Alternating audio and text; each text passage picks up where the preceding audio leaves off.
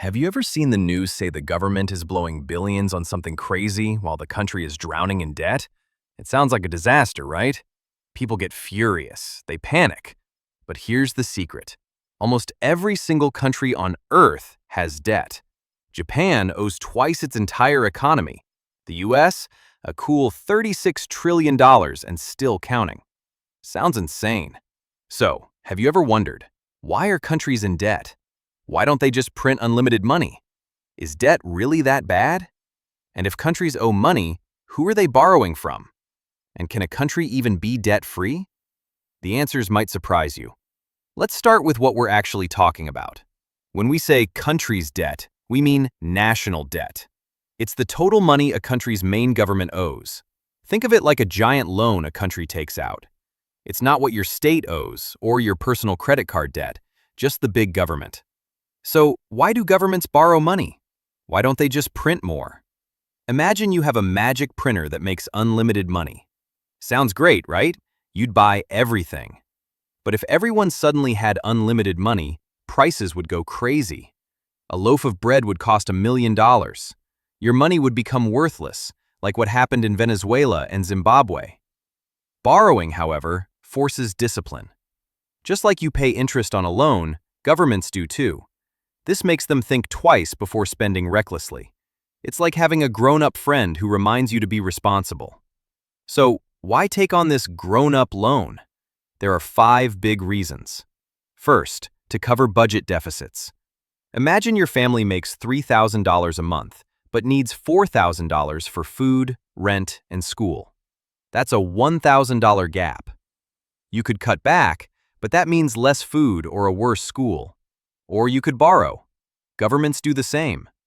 Taxes aren't always enough to pay for roads, hospitals, and schools. Borrowing fills that gap without making everyone angry by cutting services or raising taxes. Second, to invest in growth. Debt isn't always bad.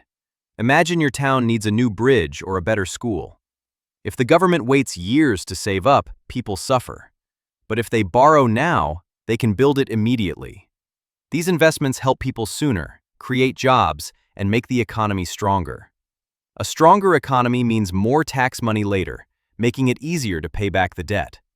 Third, to handle crises and emergencies. Sometimes a country has no choice. Wars, natural disasters, or pandemics, like COVID-19, need fast, huge spending. In 2020, the US borrowed nearly $4 trillion for relief checks and business aid. Without that, things could have been much, much worse. Fourth, to pay off existing debt. You're not the only one who takes a new loan to pay off an old one. Governments are masters of this trick. They borrow in 2010, and when it's due in 2020, they just take another loan to pay it back. As long as they manage it, it's fine. But if it gets out of control, like Sri Lanka in 2022, it can lead to chaos. Fifth, to control interest rates and inflation. Sometimes borrowing is a financial tool. By selling bonds, which are basically IOUs, governments can pull money out of the economy to slow down rising prices or inject money to speed up a slow economy. It's like a dimmer switch for the economy. Now that we know why countries borrow, the next question is, who actually lends them all this money? You'd think it's one giant bank, right? Nope. Governments borrow from 3 main sources: domestic, foreign, and their own central bank. First, domestic lenders. That's you. When you buy a bond or a treasury, you're lending your own country money. The government pays you back later, plus interest. Not just people, but local banks, companies, and even other government agencies like Social Security buy these bonds to earn interest. Second, foreign lenders. Other countries, foreign banks, and even foreign citizens buy bonds from stable economies like the US. Japan and China, for example, hold trillions in US bonds. But if a country's economy isn't strong, foreign governments might not trust its bonds. Instead, they give direct loans, often with strict rules, through groups like the World Bank for big projects, or the IMF for emergencies. But the IMF's rules can sometimes make things even worse, as Greece and Argentina found out. Third, its own central bank. In theory, a government could borrow directly from its own central bank, which could just print new money. But this almost always leads to hyperinflation and makes the money worthless. So, most countries don't do it directly anymore. Central banks still buy bonds, but usually from other banks as a way to control the economy, not just to lend money to the government. Now, the big question. Is national debt a bad thing? Well, not really. Debt is like a tool. It can be good or bad depending on how you use it.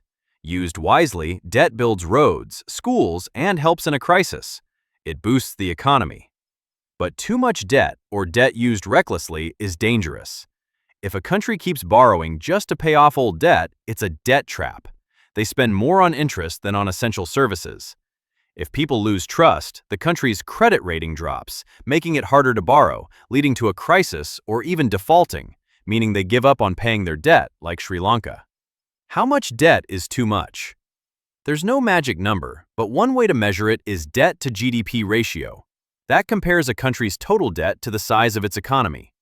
Many economists say 60% or lower is safe, but it's not a strict rule. Some countries, like the US, even have a debt ceiling, a limit on how much they can borrow, but they usually just raise it when they hit it. So, can a country ever be 100% debt-free? Technically, yes. But in reality, almost no country is completely debt-free. And for most big countries, being debt-free isn't even a good idea. The closest example is Macau, but it's tiny and makes billions from casinos. It's not a sovereign nation. Completely eliminating debt would mean massive cuts to public services or huge tax increases, which would slow the economy and make people furious. Also, government bonds are a super safe investment for things like pension funds. Without them, people's retirement money would have to go into riskier stuff, making financial markets less stable. So, in conclusion, debt is a double-edged sword. Used wisely, it helps a country grow and thrive. Used recklessly, it leads to disaster. The real lesson isn't about having debt, it's about knowing how to manage it. Because the next time you hear someone ask, "Why does our country have debt?" you'll know the answer. And you'll know it's not always the scary monster everyone thinks it is.